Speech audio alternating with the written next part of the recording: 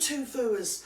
Oh, I haven't been able to get myself on here for a few days. I did try, but I've been in the doldrums. I just can't help myself. I get myself down in the blooming doldrums, and try as I might, I can't get myself out of them there doldrums. No, I bloody well can't. I feel a bit down and depressed. I'm sure I'm not the only one. Hey, you've only got to look around what's going on in the world. I mean, it's frightening, isn't it, VooTooVooers?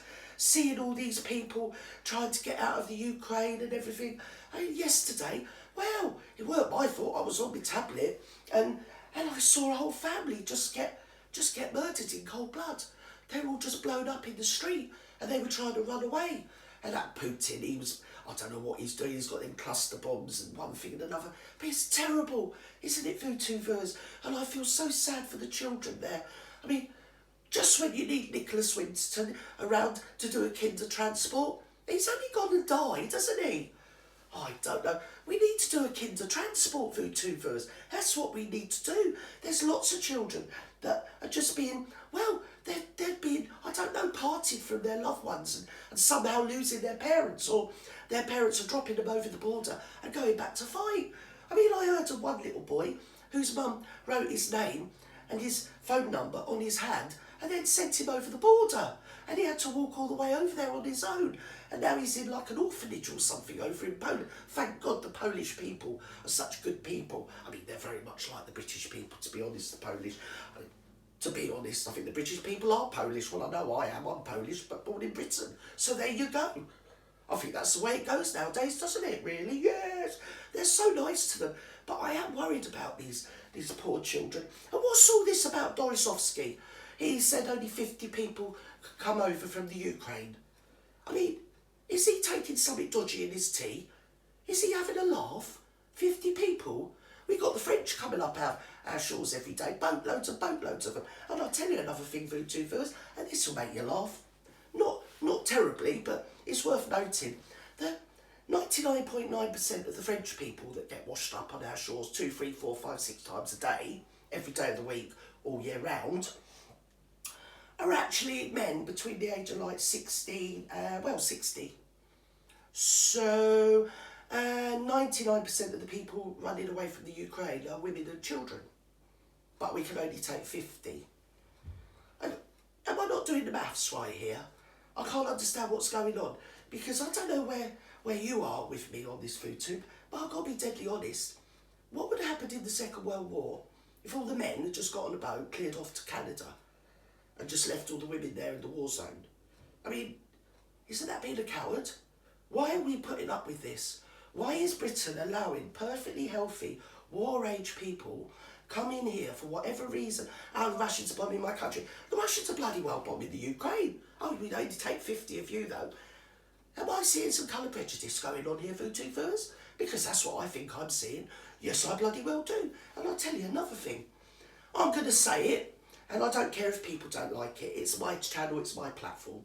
And as it so happens, before you start, I know an awful lot about history and politics. Let's just leave that there for a minute, because it doesn't matter.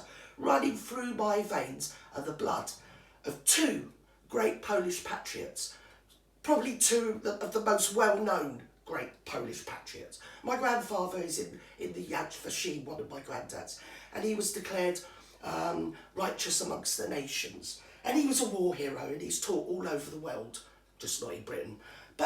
And then there's the other one that was his granddad, and he fought up with Napoleon against the Russians. So it's been going on for a long time. So I am qualified to have an opinion. And what I'm saying is that what was going on in the Ukraine was just like the Cuban Missile Crisis, but in reverse. It was. And when I've heard other YouTubers getting slagged off, I felt like a coward, because I knew that straight away. I knew it when I was talking about it over a month ago, when the Russians were stood there banging their swords like Braveheart or something, or whatever they were doing, trying to make out their willy waggling, you know, you get me? That was what was going on. NATO wanted to put all these missiles there facing into Russia. He thinks that Russia is part of, he thinks Ukraine should be part of Russia, and Russia's got the right to go around like they did in Chechnya and all these other places and just land grabbing, basically. And like the Ukraine is known as the breadbasket of the Balkans. So he's gone in there and bombed the shit out of it, so now it's like the bloodbath of the Balkans. and not worth a penny to anybody, really. And you couldn't make this shit up, could you? And the thing about Putin, it's the same with a lot of world leaders, right? You can put a fag paper between them all. You really could. Exactly what's going on was the Cuban Missile Crisis in reverse, and when those bastards get into Ukraine, it's going to be exactly like Northern Ireland. You're going to have an occupying force, you're going to have people that live in the Ukraine that want to be part of Russia, or people that vehemently don't want to be anything to do with Russia and want to be Ukrainian. You get other people that want to be Ukrainian but want Ukraine to join the United Nations. You probably get like the Donbass region and all this. They're like Wales now, don't they? Want to be independent but in but out, if you know what I mean. And then you've got the new, I don't know what he is, I think he thinks he's Stalin or something, I don't know who he thinks he bloody well is, but the people are going to suffer. Those people are going to suffer. And when he does get his feet inside the Ukraine, you know what he's going to do? He's going to do exactly what he did to the Polish people. He's going to take all of those brave soldiers off, all of anybody that's left the intelligentsia, or anybody with half a brain, surgeons, doctors, professors, teachers, all the brave souls. He's going to take them off like he did in Poland, into a forest like in Katyn, and he's going to annihilate them all. That is war, viewers. That's what's going to happen. And what do we do? What can we do? Because we've backed him into a corner like a snarling dog, so obviously now he's acting like a rabid dog, to be honest, isn't he? Yeah, I think he has got rabies, to be honest. I'll be honest, I bet what's happened is it's all that Botox, like I've said before. I think it's got into his brain and it's made it all go squidgy and waxy. That's what's happened to your Putin. He's been in there too long. And there's too many leaders around the country that get their feet in the door. It's like power. It's like they get a sniff of the barmaid's apron and they can't let go. They've got to just stay there. I mean, you've only got to look at Clancy Well Dozy, haven't you? I mean, that's got to be 100 years old, doesn't it? That thing in America.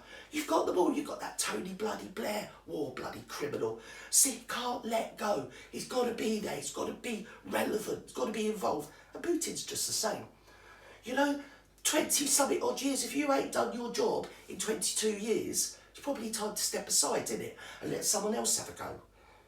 All my thoughts and my feelings are for the patriots, the brave people of the Ukraine. But particularly and more so, my thoughts and my feelings are for those poor children and those poor people that are never really going to know their homeland again. I think one of the most heartbreaking things I saw was mainstream media's crawling all over it like measles, aren't they really? They just get in everywhere and infest everywhere. Not that there's enough Ukrainians with phones that are filming stuff and put it up on YouTube. No. We want half the world's media over there just to get their minute of adrenaline buzz and get some sort of picture out that everyone's seen from better angles anyway. But no, they've got to be over there.